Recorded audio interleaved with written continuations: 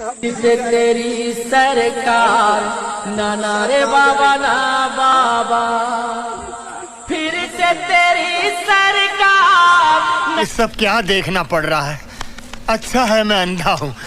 ना रे बाबा ना बाबा, तू देगा भूखों मार। ना रे बाबा ना बाबा, तू देगा भूखों मार। ये भगवान क्या जुल्म है।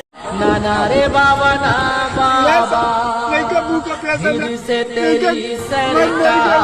ना रे बाबा ना बाबा, तू नीरा मूरख गवार, तू जाने ना व्यवहार।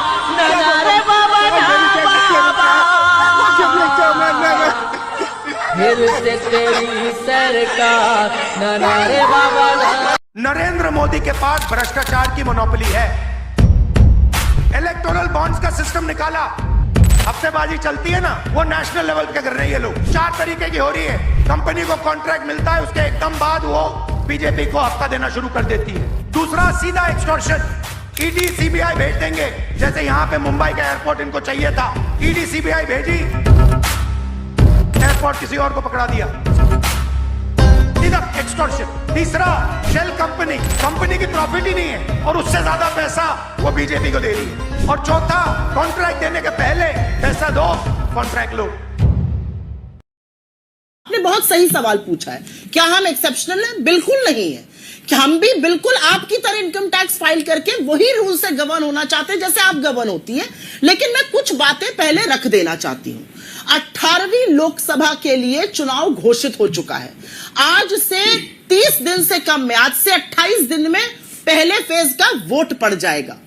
कुछ बातें समझनी जरूरी कि क्या हो रहा है। चुनाव के मुहाने पर जब देश खड़ा है और आज से 28 दिन में पहले फेज की वोटिंग होगी, इस देश के प्रमुख विपक्षी दल भारतीय राष्ट्रीय कांग्रेस के बैंक अकाउंट फ्रीज कर दिए गए हैं। हम उसमें से पैसा नहीं निकाल सकते। और यही नहीं, इनकम टैक्स डिपार्टमेंट जो डायरेक्टली फाइनेंस मिनिस्ट्री के अंतर्गत आता है, उन्होंने 115 करोड़ हमारे जबरन उसमें से हड़प लिए हैं।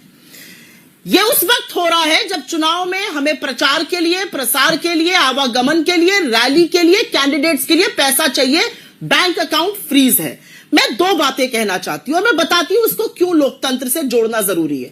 मेरा आपका कोई पुरानी लड़ाई है अंजना जी, हमारी कभी बहस हो गई, मुझे आपके खिलाफ या आपको मेरे खिलाफ पुलिस एक्शन लेना था। अब मैं वोटिंग के लिए जा रही हूं, जिस दिन आप उसी दिन पुलिस एक्शन ले लेती हैं, तो मैं वोटिंग में नहीं जा पाती हूं, मैं पुलिस एक्शन में के अंतर्गत आ जाती हूं। तो प्रोसेस जो है ना, वो सोच समझ के किया गया है। ये 4 साल पुराना केस था। बैंक अकाउंट तो पहले ही फ्रीज हो सकते थे। ये पैसा जो डिमांड का के नाम पर हड़पा जा रहा है, ये पहले लिया जा सकता था। और आपने एक बात बिल्कुल सही कही थी, हम कोई अलग हैं? बिल्कुल नहीं, हम बिल्कुल खासदार नहीं है, हम बिल्कुल आम हैं। और इसीलिए मैं आपसे पूछना चाहती हूं कि अगर आपके इनकम टैक्स में या मेरे इनकम टैक्स में या इस पैनल के किसी भी इनकम टैक्स में डिस्क्रिपेंसी होती है, कोई डिमांड आती है जिसको मैं कॉन्टेस्ट करती हूं, तो उसका सीधा सा इनकम टैक्स एक्ट के अंतर्गत प्रोविजन है, 20% पैसा जमा करो और सारा केस लड़ो। ये सब करते हैं, ये आप भी करती है, ये मैं भी करती हूं। ये इनकम टैक्स असेसमेंट ऐसे ही होता है। अगर 135 करोड़ का ही 20% जमा करें तो 27 करोड़ जमा कर लेते। ये एक के बाद एक हमारा हड़प क्यों रहा है पैसा, ये मैं समझना चाहती हूं। इन्होंने हमारे बैंक अकाउंट कैसे सीज कर दिए। और अगर कोई 6 साल के भी बच्चे से आप पूछेगा तो वो बताएगा कि किसी भी चुनावी तंत्र के दौरान, चुनाव से 4 हफ्ते पहले अगर सबसे प्रमुख विपक्षीय दल के बैंक अकाउंट को सीज किया जाता है और अगर यह अलोकतांत्रिक और अगर यह लेवल प्लेइंग फील्ड को डिस्ट्रॉय और डिसरप्ट और खत्म, बर्बाद नहीं कर देता है, तो क्या करता है, मैं ये पूछना चाहती हूं। और मैं एक बात छोटी सी कह के उसके बाद आप बिल्कुल आगे बढ़ जाइएगा। आप भी परिवार चलाती है, मैं भी परिवार चलाती हूं। आपका भी सम्मिलित अकाउंट होगा, मेरा भी सम्मिलित अकाउंट है। अकाउंट सीज हो जाए और घर में खर्चा ना रहे, क्या हालत होगी, कहां से खर्चा होगा? मैं तो ये पूछना चाह रही हूं। मैं पूछना इसलिए चाह रही हूं क्योंकि लोकतंत्र में प्रचार, प्रसार, रैली, कैंडिडेट, तमाम चीजों के लिए पैसा चाहिए होता है।